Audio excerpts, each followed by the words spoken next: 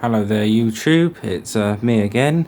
Bit of a different video today. I'd like to show you 3 vintage electrical items. The earliest one dating from the 1930s. The newest one dating from probably 1950, I would think, 1953, possibly that sort of era. From left to right we have a Hoover 612 Senior, which I restored last year from literally out of a skip, which I were throwing away. It dates from about 1950, probably very early 50s. It has to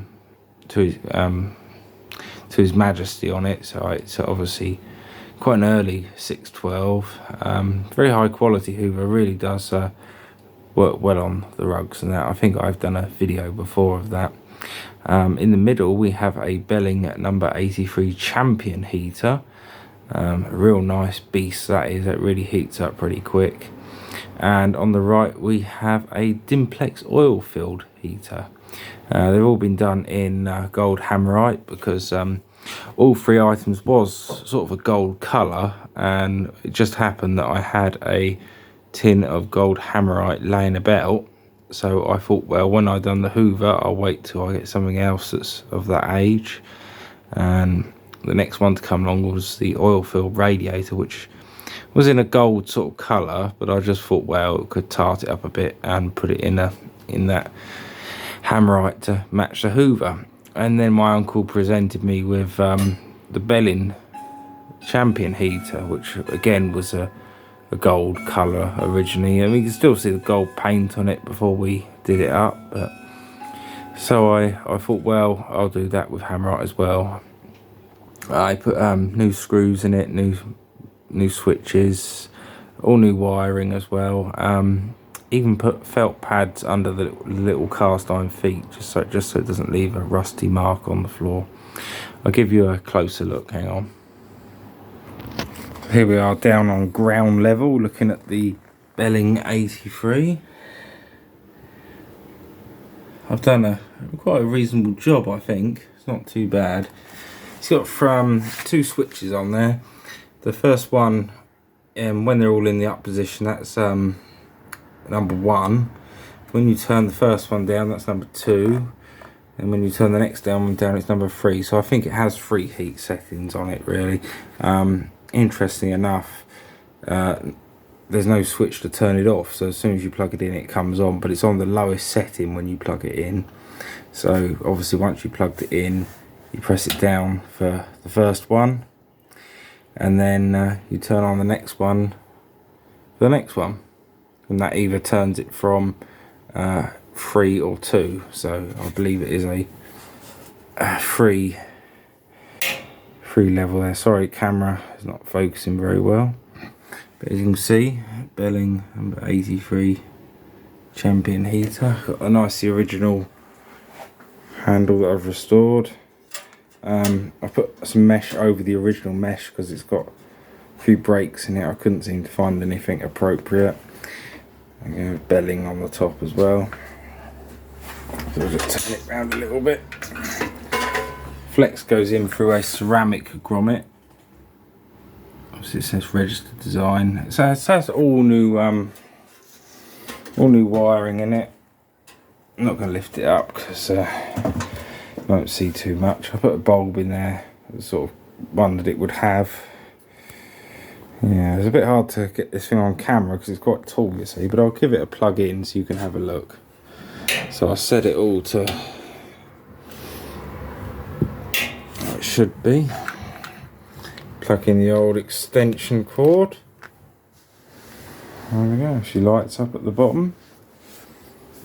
So the heat that comes off of it's unbelievable, really. I'm just hoping the hammerite doesn't melt. I mean, it shouldn't do because the heat rises on things like this, so it should be alright. But yeah, you can really feel the heat on something like this.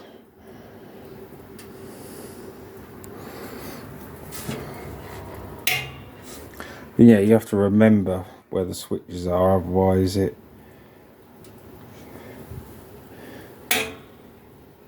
You know, I think when you plug it in, it's on the lowest, That's number 2 when you do that, and then number 3 and 4 is on the other switch, I think. Because when you have it all set like that, when as soon as you plug it in, it's not that hot really, to be fair, because I can keep my hand on the top. But yeah, so there's the original sort of orange bulb in the bottom that I found. It's very hard to see, but it's had all new wiring in there. And see, the good thing is about this is where I work, they threw away a heater the other day, a cheap plastic B&Q one, and the quality of it was absolute crap. I mean, it's only 2-3 years old, and yet something that's from the 1930s is still working. It's unbelievable, really. Yeah, that's the lowest setting, I think. Yeah, so if you turn that switch down, that's number 2, and if you do the other one, that's 3. Yeah, so it is 3 levels, I think. It's very hard to tell because there's no markings on the base at all, so you just sort of have to figure it out as you use it, really. But yeah, top's cast iron, steel tube in the middle, cast iron bottom. The later ones didn't have this elegant sort of affair to it, they just had a little like tin base to them, really. So we move on to the oil-filled radiator. Nothing too exciting, really. It's just a Dimplex there, but notice how strong the brackets are compared to new ones. Literally are real thick ones bolted at the bottom. I've had to go over with my pen because it all came off when I cleaned it. But yeah, real quality piece of equipment back in the day. It has a neon light and a cutout switch as well in case it overheats. Which of course this one doesn't have a cutout. So yeah, that is the lowest. That would be just to take the frost off in greenhouse temperature, that would be, I would say. I can quite comfortably leave my hand on there. So yeah, I'll just have to remember that that's the lowest setting for that. Yes, so thank you very much for watching my family of vintage appliances. They're all together in the front room, keeping each other company. Yep, they should outlive any modern equivalents, I would think. I was thinking about doing a whole more up when I get some more and sort of renting them out to prop companies or something, or productions or films, because obviously I've done such a good job with them.